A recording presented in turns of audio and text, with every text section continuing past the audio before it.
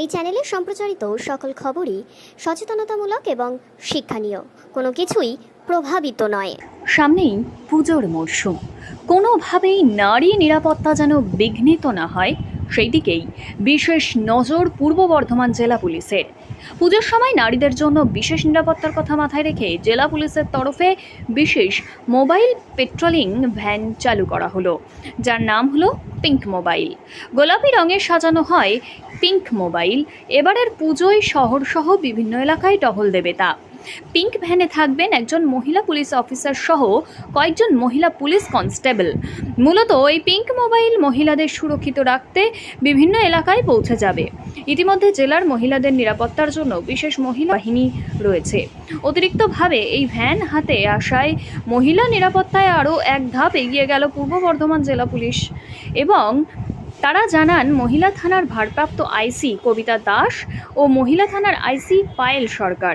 শনিবার এই সুসজ্জিত পিঙ্ক মোবাইল ভ্যানের উদ্বোধন করা হলো বর্ধমান মহিলা থানার সামনে থেকেই।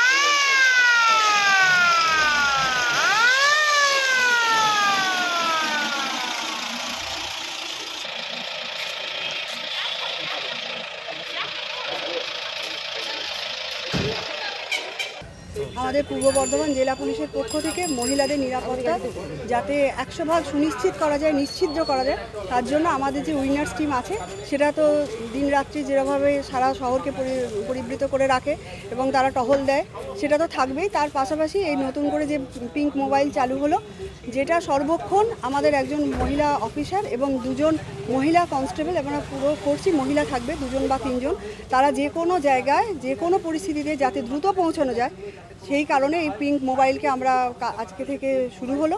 এবং এই মোবাইল গাড়ি যাতে প্রত্যেক জায়গায় গিয়ে পৌঁছায় তার জন্য মোবাইল গাড়ির গায়ে একটি নাম্বার দিয়ে দেওয়া হয়েছে, সেখানে হচ্ছে 9147888570। এটা আমাদের জেলা কন্ট্রোল রুমের নাম্বার। এই নাম্বারটি আমরা সকলের মধ্যে ছড়িয়ে দেওয়ার চেষ্টা করছি। আমরা যখন কারোর সাথে কথা বলছি, সে যে কোনো নারী পুরুষ যে কোনো কারোর কাছে যদি কাজে লাগে, যে কারণে এই নাম্বারটি আমরা শেয়ার করছি। এবং যত তাড়াতাড়ি সম্ভব আমরা চাইছি যে কোনো একজন মহিলাও যাতে কোনোভাবে তাদের কোনো নিরাপত্তার অভাব না হয় পুজোর আগে এবং পুজোর পরেও এই ধারাবাহিকতা আমাদের বজায় থাকবে। এটাই আপনাদের এবার আমাদের সহনাগরিকদের আমাদের কাম্য, যাতে আমাদের সহযোগিতা তাদের পাই, তাহলে আমাদের কাজটি করতে আরও বেশি সুবিধা হবে।